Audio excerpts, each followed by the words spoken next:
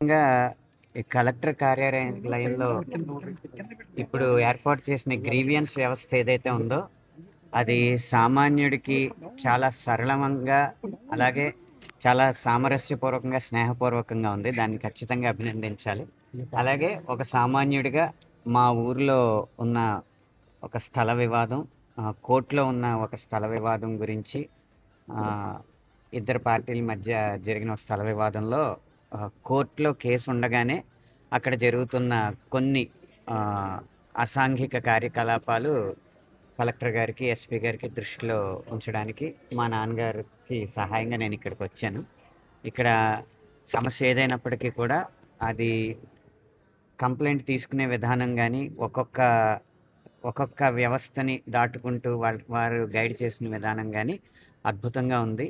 ఇది సామాన్యులకి ఈ వ్యవస్థ చాలా ఉపయోగపడుతుందని నేను మనస్ఫూర్తిగా నమ్ముతున్నాను.